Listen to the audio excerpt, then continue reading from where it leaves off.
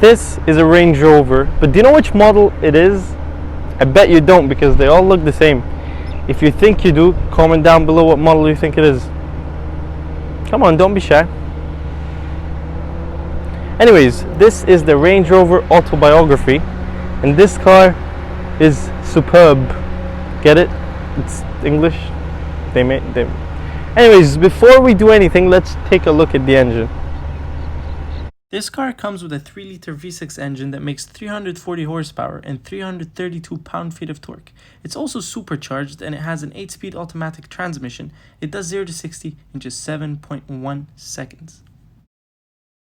With this car, you get all these luxurious features. You have these LED headlights, which they call the signature headlights. And you also get the massive grille of Range Rover that you are used to seeing in all their models. You get chromey parts all over the front bumper. To be honest with you, there's a lot of chromey parts, but this is one thing you don't usually see in a lot of cars, a front camera, which we will talk about in a minute when we get inside. However, the car doesn't look too sporty. It's not meant to look sporty, but it does look expensive. If I don't know how much this car costs, and I don't, the car looks expensive to me. Even though this is a 2014 model, you guys are gonna see all these features it has, and you're not gonna believe that it's this old. These 21-inch alloy wheels as standard. I mean, it is an SUV, so you'd expect to have big wheels on it. But look at this. I love the Range Rover rims. Coming around the back here, we're gonna pop the trunk open. Okay, look. Automatic trunks and all that stuff is not a new weird luxury we hear about. You see it in most of the cars nowadays, but look at this. You press on this button right here, and look at that. That is something you get in a Rolls Royce. Okay, a Rolls Royce. You're getting it in a Range Rover that was made in 2014. Okay, and you press back here. Oh my God! Look at that. Look at that. Now I wish my car did that, but it doesn't. And you press on this, and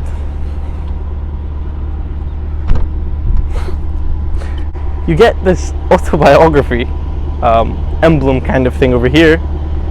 And this, by the way, this is a very expensive option. It is an option, surprisingly, to have, you know, the model of your car on the back of your car, just like you get it for free on every other car. But this is an option. I think it was $1,000, which is 3,000 dirhams here. But whatever, if you're gonna buy this car, you don't mind $1,000. And you have these very expensive looking tail lights. Look, the tail lights of these things, they are so futuristic, and they are so technologically advanced too. Like, you have all these different squares and blocks and lines, and you start to wonder, what is all that for? Range Rover, they know better than you, so, or better than me for sure. So it is what it is. Now let's get inside, because we're dying out here. Alright, you guys, look, I want to get inside the car, but I'm a man or a woman, and I'm short, and I just don't want to, I don't feel the need to climb into my car every time I get into it. Well, you're gonna open this up. Look what you're greeted with. Come on. Come on. Now let's actually go inside. Now, if you guys saw the new Range Rovers, everything became touchscreen and it's just all digital. Why? If you take a look at this, all the controls, they just start getting sticky from the heat. And this country is quite hot, to be honest with you, so they do have the right to start melting. Also, the gear shifter, it's like a volume button. Now, if I am driving and I'm like, you know what, this song sounds nice, and I'm all the way in reverse, and I'm probably parked into someone behind me, or I just randomly stopped in the middle of the road. You also get paddle shifters. Feel plasticky a little bit. I don't know, Range Rover, if that's a good decision you've made or not, but if you were gonna add paddle shifters like this, you might have just not added anything. But you do get paddle shifters. You have cruise control. And you also have heated steering wheel. What a luxury. Okay, this is an SUV, a luxurious SUV. However, with this car, you can do things that a luxurious SUV isn't supposed to do. You can also open up your glove box compartment. A lot of space in there, a lot of space. And the car is pretty comfortable, I'm not gonna lie to you. The car is very comfortable. I mean, you have an electronic handbrake. Pull that up. And it says you're in, so you get you're at your normal handbrake sign. You press on the brakes, you push it down, and your electronic handbrake is gone. You have all these different controls for if you're in the desert, and also this, you're going up a high hill. You have traction control button. You can switch off your traction, and that's about it as features within the driving modes. You do have a sport mode. This car is supercharged, so we don't want to forget about that. We're gonna try it out real soon. But there's one really cool thing in this car, and I don't know why they made it, but look at this. Come on down. Can you see anything? Into the infotainment system, you can't see anything, right? Yeah, you could. Are you talking? But look here, and then look here. Look here, and then look here. You understand what I'm saying? Okay. Even our new cameraman, she's my little sister, she's surprised. So you come here, look at this, and I've probably shown you guys enough times. This car also has park assist, so it parks the car for you, which we will get to in a second. But for now, let's jump in the back and see how it is. All right, the back is very expensive, very nice. I think you have these controls here because you can have, because you do have a small screen where you can watch your own stuff. I don't know why I didn't notice that. I'm not too smart after all. You can do some stuff in here.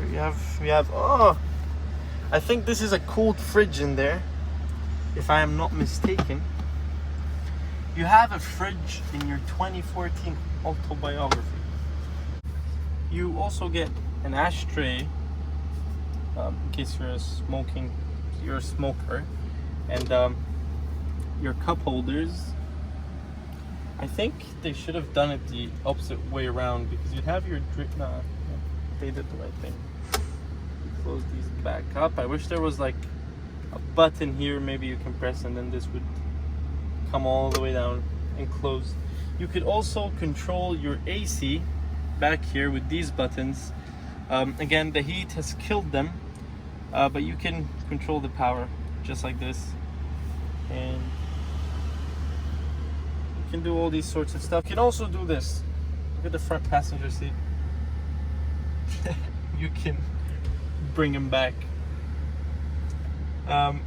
If I had kids, I would never buy this car, because whoever sits over there is gonna have a hard time. But I don't think they really care about kids or whoever's sitting in the front, because whoever's sitting back here, I'm assuming, should be the owner. That's what Range Rover is trying to tell you. And you also can do this.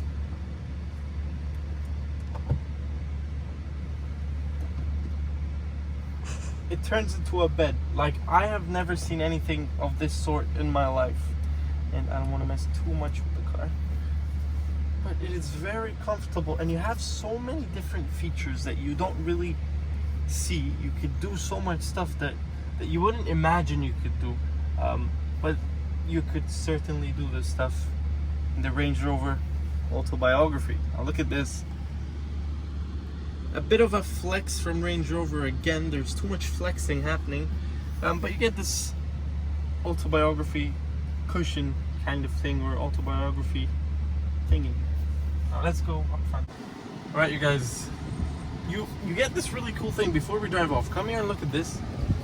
You see this right here, you get 2 green ticks that there's only 2 passengers in the car, and they both have their seat belts on. Now, if I were to take my seat belt off, it would be a big circle. Well, it's a small circle, but with an X inside of it, and I just need to do this, and we're ready to go. I'm gonna put the car in drive, and we're just gonna get a feel. Obviously, this car is supercharged, and I've never driven anything supercharged in my life.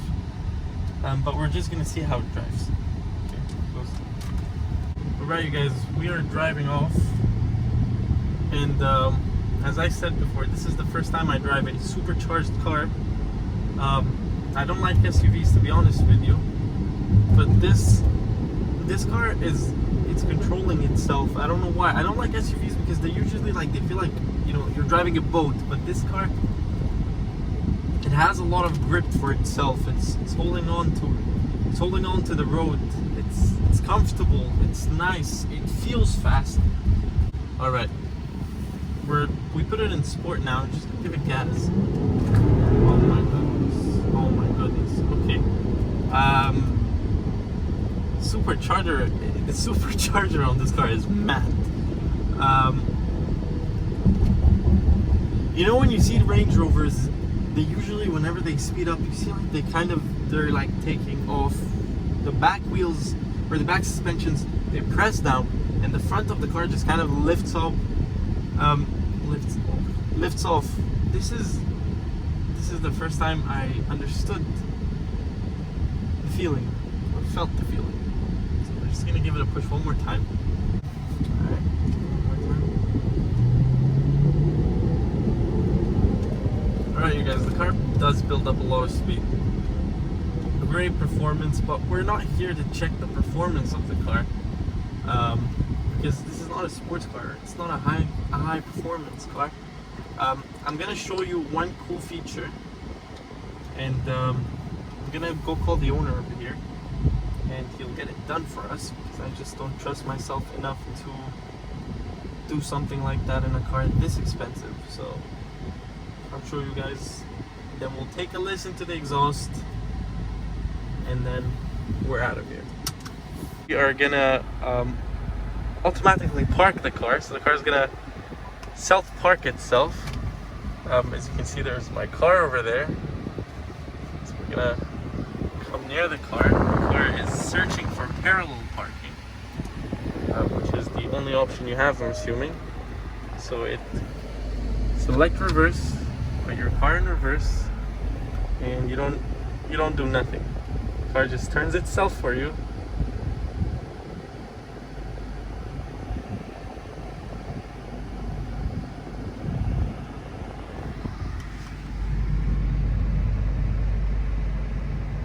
Look at this.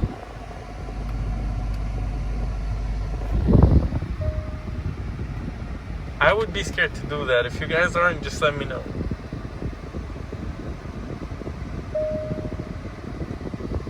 And finished.